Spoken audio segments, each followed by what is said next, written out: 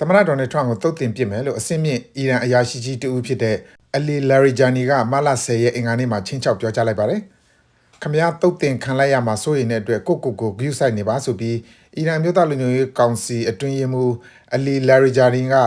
X လူမှုကွန်ရက်မှာရေးသားထားတာပါ။အီရန်နိုင်ငံကိုခမရတဲ့ကြီးမားတဲ့အရာတွေကတောင်ဖျက်ဆီးဖြိုခွင်းလို့မရခဲ့ဘူးလို့လည်းသူကဆက်ရေးထားပါတယ်။လောင်စာစီစစ်စစ်မှုကိုအဟန့်တားဖြစ်စေမဲ့ဟော်မုစ်ရေလက်ကြားကိုပိတ်ဆို့ဟန်တားခြင်းမပြုဖို့နဲ့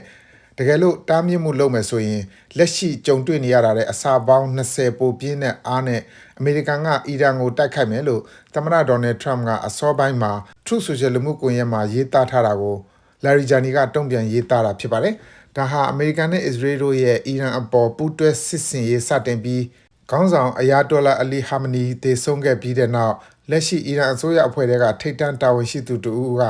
သမ္မတထရန့်ရဲ့အသက်အန္တရာယ်ကိုပထမဆုံးအကြိမ်တိုက်ရိုက်ချင်းချောက်ပြောဆိုလိုက်တာလည်းဖြစ်ပါတယ်။သမ္မတထရန့်ကိုအီရန်ကဒီအတိုင်းလွတ်ပေးထားမှာမဟုတ်ကြောင်းနဲ့အီရန်ပေါ်သူ့ရဲ့လှုပ်ဆောင်ခဲ့မှုတွေအတွက်လည်းပေးဆက်ရလိမ့်မယ်လို့လာရီဂျာနီကပြောထားပူပါတယ်။သမ္မတထရန့်ကတော့လာရီဂျာနီဆိုတာဘယ်သူလဲဆိုတာသူမသိကြောင်းနဲ့သူပြောတာတွေကိုလည်းဂရုမစိုက်ကြောင်း CBS သတင်းဌာနနဲ့တယ်လီဖုန်းကတဆင့်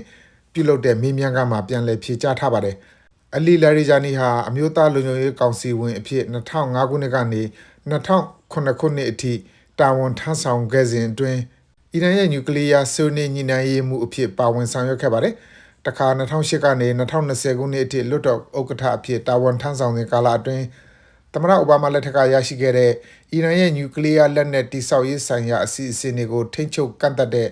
နိုင်ငံပေါင်းစုံပါဝင်တဲ့အီရန်နျူကလ িয়ার သဘောတူညီချက်ကိုထောက်ခံခဲ့သူလည်းဖြစ်ပါတယ်။အဲ့ဒီသဘောတူညီချက်ကိုတော့သမ္မတထရန့်ကသူ့ပထမသမ္မတသက်တမ်းအတွင်းမှာဖျက်သိမ်းခဲ့ပါတယ်ခင်ဗျာ။ကျွန်တော်ဇော်ဝင်းလိုက်ပါ